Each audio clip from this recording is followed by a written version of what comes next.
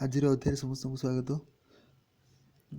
ଅଧିକ ଭିଡ଼ିଓ ଏଇଭଳି ସୁନ୍ଦର ସୁନ୍ଦର ଅଧିକ ଭିଡ଼ିଓ ପାଇବା ପାଇଁ ମୋ ଚ୍ୟାନେଲ୍ KCJ କାହ୍ନୁକୁ ସମସ୍ତେ ସବସ୍କ୍ରାଇବ୍ କରିଦିଅନ୍ତୁ।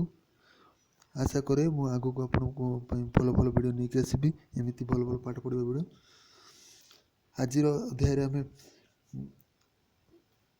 ଆହୁରି ଅଧିକ ଭିଡ଼ିଓ ପାଇବା ପାଇଁ ଆପଣ ମୋ ଚ୍ୟାନେଲ୍କୁ ସବସ୍କ୍ରାଇବ୍ ଆଉ ସାଇଡ଼୍ରେ ଥିବା ବେଲ୍ ଆଇକନ୍କୁ ମଧ୍ୟ ପ୍ରେସ୍ କରିଦିଅନ୍ତୁ। ୟୁଟ୍ୟୁବ୍ର ଲିଙ୍କ୍ ମଧ୍ୟ ଦେଇଦେଇଛି, ଡିସ୍କ୍ରିପ୍ସନ୍ ବକ୍ସରେ ଆପଣ ପାଇଯିବେ। ଆଜିର ଅଧ୍ୟାୟରେ ଆମେ ଅଷ୍ଟମ ଶ୍ରେଣୀର ସପ୍ତଦଶ ଅଧ୍ୟାୟର ବିଷୟ ତାରକା ଓ ସୌରଜଗତ ମଧ୍ୟ ବିଷୟରେ ପଢ଼ିବା, ଯାହାକୁ ଆମେ ଇଂଲିଶରେ star and the solar system ବୋଲି କହିଥାଉ। ତୁମେମାନେ ଭଲ ଭାବରେ ଜାଣିଥିବ, ବହିରେ ଲେଖା ହେଇଛି ମଧ୍ୟ ଦେଖିପାରିବ ଫାର୍ଷ୍ଟ ପେଜ୍ରେ। ପ୍ରଥମେ ବିଷୟ ପଢ଼ିବା ପୂର୍ବରୁ କିଛି ବିଷୟରେ ଜାଣିଯିବା, ତାପରେ ବିଷୟବସ୍ତୁ ଉପରକୁ ଯିବା। ଫାର୍ଷ୍ଟ ଉପକ୍ରମ ଇଣ୍ଟ୍ରୋଡକ୍ସନ୍। ଆମେ ସମସ୍ତେ ଭଲ ଭାବେ ଜାଣିଛେ ଆମେ ସମସ୍ତେ ପୃଥିବୀରେ ରହୁ, ଆଉ ପୃଥିବୀ ଗୋଟିଏ ଗ୍ରହ ହେଉଛି ସୌରଜଗତର ଅଂଶ ବିଶେଷ। ସମସ୍ତେ ଜାଣିଥିବ ପୃଥିବୀ ଛଡ଼ା ସୌରଜଗତରେ ଅନେକ ଗ୍ରହ ରହିଛନ୍ତି। ଉଦାହରଣ ସ୍ୱରୂପ ନେଇପାରିବ ବୁଧ, ଶୁକ୍ର, ପୃଥିବୀ, ମଙ୍ଗଳ, ଶନି, ୟୁରେନସ୍ ଓ ପ୍ଲୁଟୋ ଜାଣିଥିବ। ତା ଛଡ଼ା ଉପଗ୍ରହ ମଧ୍ୟ ରହିଛନ୍ତି। ଉଦାହରଣ ସ୍ୱରୂପ ନେଇପାରିବା ଚନ୍ଦ୍ର, ଯିଏକି ଗୋଟିଏ ପ୍ରାକୃତିକ ଉପଗ୍ରହ ଜାଣିଥିବ। ପୁରାତନ କାଳରେ କ'ଣ ହେଉଥିଲା ନା, ତା ପୂର୍ବରୁ ଆପଣଙ୍କୁ ତୁମମାନଙ୍କୁ ଗୋଟେ କଥା କହିବାକୁ ଚାହୁଁଛି। ପୁରାତନ କାଳରେ କ'ଣ ହେଉଥିଲା ନା, ଯେତେବେଳେ ଆଦିମ ମଣିଷମାନେ ବସବାସ କରୁଥିଲେ ଜାଣିଥିବ, ସେମାନେ କ'ଣ ଭାବୁଥିଲେ ନା ଆମ ଯେଉଁ ପୃଥିବୀ ପୃଷ୍ଠ ଅଛି, ପୃଥିବୀ ପୃଷ୍ଠରେ ଯେଉଁ ଚନ୍ଦ୍ର, ଯେଉଁ ଗ୍ରହ ଗୁଡ଼ାକ ଅଛି, ମାନେ ପୃଥିବୀ ହଉ ନା କାହିଁକି, ଭେନସ୍, ମର୍କ୍ୟୁରୀ, ମାର୍ସ, ବା ଓଡ଼ିଆରେ କହିବାକୁ ଗଲେ ମଙ୍ଗଳ, ବୃହସ୍ପତି, ଶନି, ୟୁରେନସ୍, ନେପଚୁନ୍, ଏଗୁଡ଼ାକୁ ସେମାନେ କ'ଣ ଭାବୁଥିଲେ ନା ଗୋଟେ ଆତ୍ମା, ଭଗବାନ ବା ଆତ୍ମା ବୋଲି ଭାବୁଥିଲେ। ମାନେ ମନୁଷ୍ୟର ବୈଜ୍ଞାନିକ ବୁଦ୍ଧି ଅଧିକ ମାତ୍ରାରେ ବୁଦ୍ଧି ହେଇନଥିଲା। ଯେତେବେଳେ ନା ବିଜ୍ଞାନର ଯେତେବେଳେ ଅଧିକ ମାତ୍ରାରେ ବୁଦ୍ଧି ହେଲା, ମାନେ ମନୁଷ୍ୟ ବିଜ୍ଞାନର ଜ୍ଞାନ କୌଶଳ ଆସିଲା, ବହୁତ ବୈଜ୍ଞାନିକ ଆସିଲେ, ବିଭିନ୍ନ ପ୍ରକାର ପ୍ରମାଣ ଯେତେବେଳେ କରିକି ଦେଖେଇଲେ, ତାପରେ କ'ଣ ହେଲା, ସେମାନେ ଅଧିକ ସେ ବିଷୟରେ ଜାଣିପାରିଲେ। ତାପରେ ସମସ୍ତେ ଜାଣିଲୁ ଏଗୁଡ଼ାକ କୌଣସି ଗ୍ରହ ନୁହଁ, ସେଗୁଡ଼ାକ କ'ଣ ହେଉଛନ୍ତି ନା ଗୋଟେ ମହାଜାଗତିକ ବସ୍ତୁ। ସେଇ ମହାଜାଗତିକ ବସ୍ତୁ ଭିତରେ ପଡ଼ିବା, ମହାଜାଗତିକ ବସ୍ତୁ ବିଷୟରେ ପଡ଼ିବା ଆଗକୁ। ଠିକ୍ ଅଛି। ମହାଜାଗତିକ ବସ୍ତୁ କ'ଣ ନା, ଆମ ପୃଥିବୀ ଗୋଟେ ହେଉଛି ମହାଜାଗତିକ ବସ୍ତୁ, ଚନ୍ଦ୍ର ଗୋଟେ, ସୂର୍ଯ୍ୟ ଗୋଟେ, ବିଭିନ୍ନ ପ୍ରକାର ତା ଛଡ଼ା ମଧ୍ୟ ଆହୁରି ବିଭିନ୍ନ ଜିନିଷ ଗୁଡ଼ାକ ଆମ ପୃଥିବୀ ପୃଷ୍ଠରେ ଦେଖାଯାଆନ୍ତି। ଚାଲ ସେ ବିଷୟରେ ପଢ଼ିବା। ତା ପୂର୍ବରୁ ତୁମମାନଙ୍କୁ ବୁଝାଇବା ପାଇଁ ମୋତେ ଡ୍ର ଟିକେ ଓପେନ୍ କରୁଛି।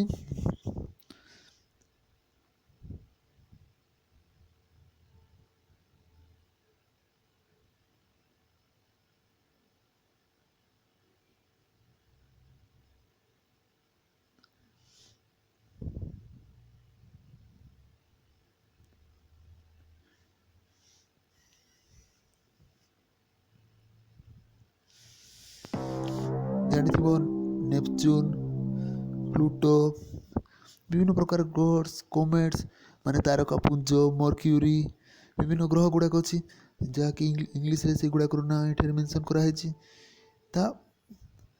ତାପରେ ଆମ ପୃଥିବୀ ପୃଷ୍ଠରେ ଆହୁରି ବହୁତ ଗ୍ରହ ଗୁଡ଼ାକ ମଧ୍ୟ ଆମ ଚତୁଃପାର୍ଶ୍ୱରେ ରହିଛନ୍ତି, ମହାଜାଗତିକ ବସ୍ତୁ ଗୁଡ଼ାକ ରହିଛନ୍ତି, ତୁମେ ଜାଣିଥିବ। ତା ଛଡ଼ା ଏଇଟା ଆମର ସୋଲାର ସିଷ୍ଟମ୍ ଦେଖିପାରୁଥିବ, ମୋ ବହିରେ ମଧ୍ୟ ଏହାର ଚିତ୍ର ଦେଇଛି, ଦେଖିକି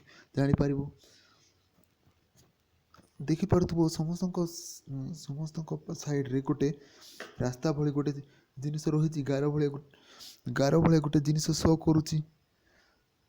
ଏମିତି ଗୋଟେ ଗାର, ଏଗୁଡ଼ାକ ହେଉଛି ତାଙ୍କର ଗୋଟେ କକ୍ଷପଥ। ଏହି କକ୍ଷପଥରେ ପ୍ରଥମେ କ'ଣ ହୁଏ ନା, ସୂର୍ଯ୍ୟ ଚତୁଃପାର୍ଶ୍ୱରେ ଗ୍ରହ ଗୁଡ଼ିକ ସୂର୍ଯ୍ୟ ଚତୁଃପାର୍ଶ୍ୱରେ ସବୁବେଳେ କ'ଣ କରୁଥାନ୍ତି ନା ଘୁରି ବୁଲିଥାନ୍ତି।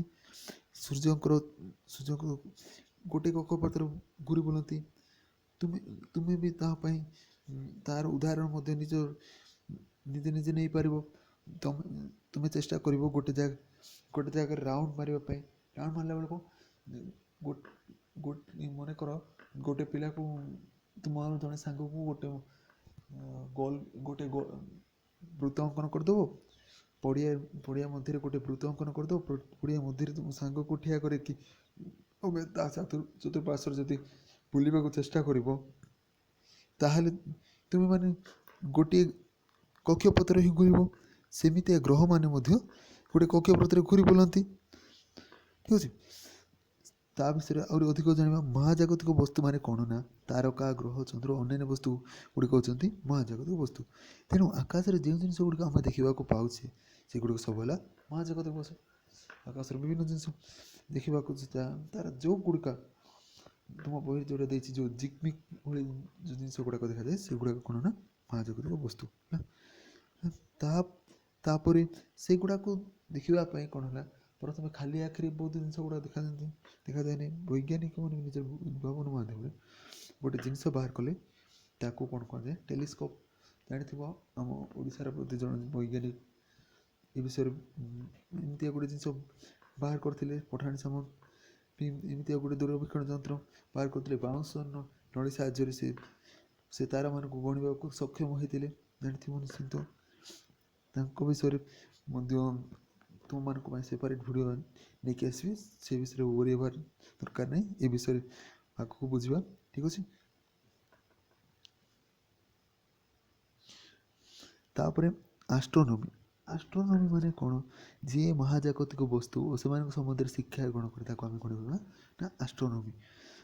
ତାପରେ ସେଇ ଆଷ୍ଟ୍ରୋନୋମି କହିବା, ସେଇ ଆଷ୍ଟ୍ରୋନଟ୍ ବା ମହାକାଶ ବିଜ୍ଞାନୀ ମାନେ ଦୂରବୀକ୍ଷଣ ଯନ୍ତ୍ର ବ୍ୟବହାର କରି କ'ଣ କରନ୍ତି ନା ମହାଜାଗତିକ ବସ୍ତୁ ବିଷୟରେ ଜାଣିପାରନ୍ତି, ଯେଉଁଟାକୁ ଆମେ ଟେଲିସ୍କୋପ୍ ମଧ୍ୟ ଇଂରାଜୀରେ କହୁ। ଆଉ ତୁମେ ପିଲାମାନେ ମଧ୍ୟ ଦେଖିଥିବ, ବାଇନାକୁଲର ବ୍ୟବହାର କରୁଥିବ। ରଥଯାତ୍ରାରେ ଯେଉଁ ମିଳେ ଜାଣିଥିବ। ଆଜିକାଲି ଦୋକାନମାନଙ୍କରେ ମଧ୍ୟ ଅଧିକ ରେଟ୍ର ବାଇନାକୁଲର ଗୁଡ଼ାକ ବ୍ୟବହାର କରୁଛୁ। ଆଉ ମାନେ ଦୂରର ଜିନିଷକୁ ପାଖରେ ଦେଖିବା ପାଇଁ ବ୍ୟବହାର କରୁଛୁ। ମିଲିଟାରୀ ମ୍ୟାନ୍ ମାନେ ମଧ୍ୟ ବାଇନାକୁଲରକୁ ବ୍ୟବହାର କରୁଛନ୍ତି। ସେମିତିଆ ଗୋଟେ ଯନ୍ତ୍ର ଅଛି ଟେଲିସ୍କୋପ୍ ହେଲା। ତାପରେ ସେଇ ମହାଜାଗତିକ ବସ୍ତୁ ମଧ୍ୟରୁ ଏହି ଅଧ୍ୟାୟରେ ଆମେ ଚନ୍ଦ୍ର ବିଷୟରେ ପ୍ରଥମେ ପଢ଼ିବା। ଠିକ୍ ଅଛି। ପ୍ରଥମ ମହାଜାଗତିକ ବସ୍ତୁ ହେଉଛି ଚନ୍ଦ୍ର। ପୂର୍ବରୁ ବି ଚନ୍ଦ୍ର ହେଉଛି କ'ଣ ନା, ତୁମେ କ'ଣ ଚନ୍ଦ୍ରକୁ ଦେଖିବାକୁ ଏମିତିଆ ପୁରା ଧଳା ଭଳି ଦେଖାଯାଉଥାଏ।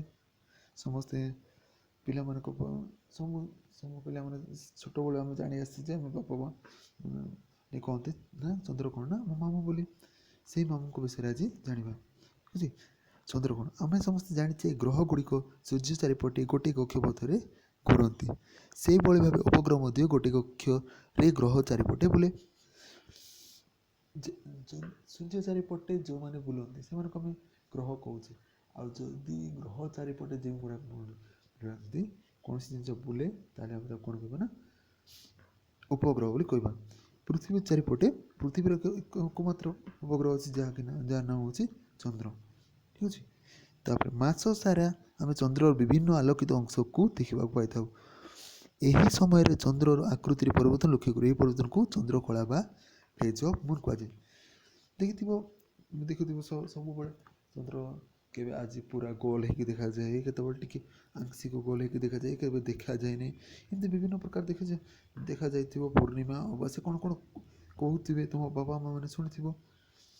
ସେ ବିଷୟରେ ଆମେ ଅଧିକ ଜାଣିବା। ଚନ୍ଦ୍ରର ମନେ ରଖିଥିବା ପିଲାମାନେ, ଚନ୍ଦ୍ରର କେବେ ବି ନିଜର ଆଲୋକ ନାହିଁ। ଜାଣିଥିବ, ଗ୍ରହମାନଙ୍କର ନିଜର ଆଲୋକ ନଥାଏ। ଠିକ୍ ଅଛି।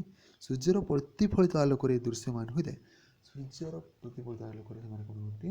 ଦୃଶ୍ୟମାନ ହେଇଥାନ୍ତି। ଯେମିତିକି ବଲ୍ବ ଗୋଟେ ହେଇଗଲା, ସେ କ'ଣ କି କରେଣ୍ଟ ବଲ୍ବରେ ଯେମିତିକି ବିଦ୍ୟୁତ୍ ଶକ୍ତି ଆସିଲେ ହିଁ ବଲ୍ବଟି ଜଳେ। ଖାଲି ବଲ୍ବ ଗୋଟେ ଦୋକାନରୁ କିଣିକି ଆଣିବ, ଜଳିବ କି? ଜଣେ ନାହିଁ। ସେମିତି ବିଦ୍ୟୁତ୍ ଶକ୍ତି ଆସିଲେ ହିଁ ଜଳେ ହେଲା। ଚନ୍ଦ୍ରରେ ମଧ୍ୟ ଜୀବଜଗତ ନାହିଁ। ସେ ବିଷୟରେ ଆଗକୁ ତା ବିଷୟରେ କହିବି। ପ୍ରଥମେ ପୂର୍ଣ୍ଣିମା ଅମାବାସ୍ୟା ବିଷୟରେ ତୁମମାନଙ୍କୁ ଜଣାଇ ଦେଉଛି, ତାପରେ କହିବି। ଠିକ୍ ଅଛି। ମନେ ରଖିଥାଏ, ଜାଣିଥିବ ଚନ୍ଦ୍ରପୃଷ୍ଠକୁ ବିଭିନ୍ନ ବୈଜ୍ଞାନିକ ମାନେ ଯାଇଛନ୍ତି। ତୁମମାନଙ୍କର କିଛି ପିଲା ଜାଣିଥିବ, ଯେଉଁମାନେ ସାଧାରଣ ଜ୍ଞାନ ବିଷୟରେ ଅଧିକ ଜ୍ଞାନ ଆହରଣ କରୁଥିବ, ସେମାନେ ଜାଣିଥିବ ଆପୋଲୋ 11 ନାମକ ଏକ ବିମାନରେ 3 ଜଣ ଆମେରିକୀୟ ବୈଜ୍ଞାନିକ ଚନ୍ଦ୍ରପୃଷ୍ଠକୁ ଭ୍ରମଣରେ ଯାଇଥିଲେ, ଚନ୍ଦ୍ରପୃଷ୍ଠରେ ପାଦ ଦେଇଥିଲେ। 1969 ମସିହାରେ ଆପୋଲୋ 11 ମହାକାଶ ଯାନରେ ଯୁକ୍ତରାଷ୍ଟ୍ର ଆମେରିକାର 3 ଜଣ ମହାକାଶଚାରୀ, ଜଣେ ହେଉଛନ୍ତି କହିନା ନୀଲ୍ ଆମଷ୍ଟ୍ରଙ୍ଗ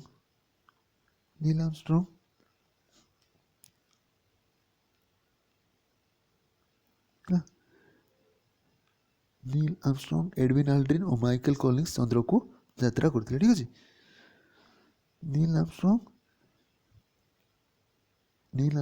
ଏଡୱିନ୍ ଆଲ୍ଡ୍ରିନ୍ ଓ ମାଇକେଲ କଲିନ୍ସ କ'ଣ କରିଥିଲେ ନା ଚନ୍ଦ୍ରପୃଷ୍ଠକୁ ଯାତ୍ରା କରିଥିଲେ। ଠିକ୍ ଅଛି,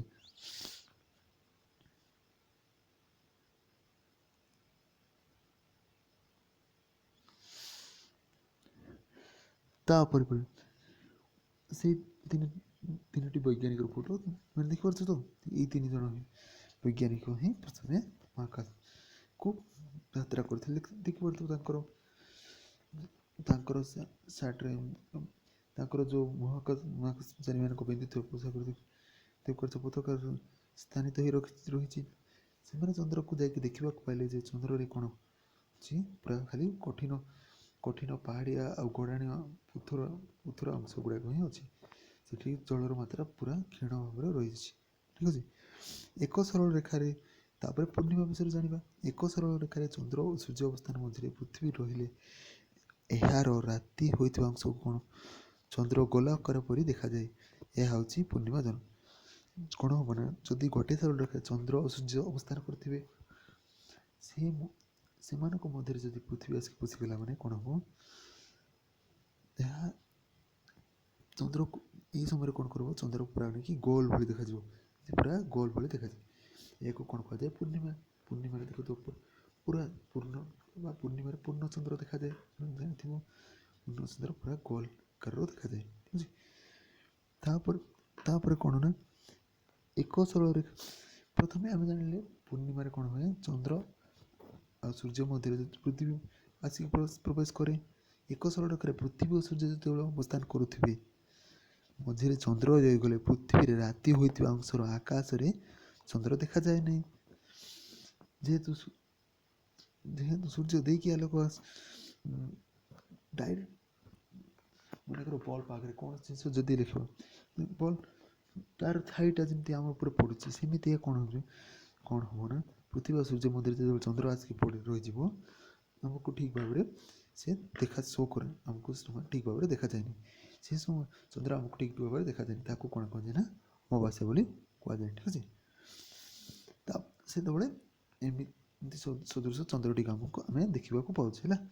ଠିକ୍ ଅଛି, ଚନ୍ଦ୍ର ବିଷୟରେ ତୁମେ ଆଶା କରୁଛି, ଚନ୍ଦ୍ର ବିଷୟରେ ତୁମେ ମାନେ ଯେତିକି ବିଷୟ ତୁମ ବହିରେ ରହିଛି ତାଠୁ ଆଶା କରୁଛି ଅଧିକ ମାତ୍ରାରେ ମୁଁ ତୁମମାନଙ୍କୁ ଏ ଭିଡ଼ିଓରେ ଦର୍ଶାଇଛି। ଆଗକୁ ମଧ୍ୟ ଆର ଯେଉଁ ପାର୍ଟ ଗୁଡ଼ାକ ରହିଯାଇଛି, ତୁମେମାନେ ନେକ୍ସଟ ଭିଡ଼ିଓରେ ଦେଖିବାକୁ ପାଇବ। ଏ ବିଷୟକୁ ଥରେ ଭଲ ଭାବରେ ଘରେ ପଢ଼ିଦେବ, ଆଉ ଏ ବିଷୟର ଯେଉଁ ପ୍ରଶ୍ନ ଗୁଡ଼ାକ ତୁମର ଅଭ୍ୟାସରେ ଦେଇଛି ଚେଷ୍ଟା କରିବାକୁ। ଯଦି କୌଣସି ଡାଉଟ୍ ରହିଲା, ନେକ୍ସଟ ମୋତେ କମେଣ୍ଟ ବକ୍ସରେ ଲେଖି ପଠାଅ। ମୁଁ ତା ପାଇଁ ଏକ ସ୍ୱତନ୍ତ୍ର ଭିଡ଼ିଓ ମୁଁ ତୁମମାନଙ୍କ ପାଇଁ ନିଶ୍ଚିତ ବନେଇକି ଆଣିବି।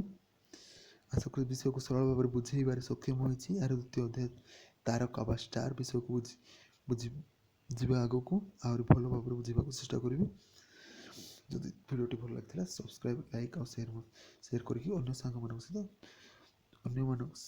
ସେୟାର କରିବ। ଧନ୍ୟବାଦ।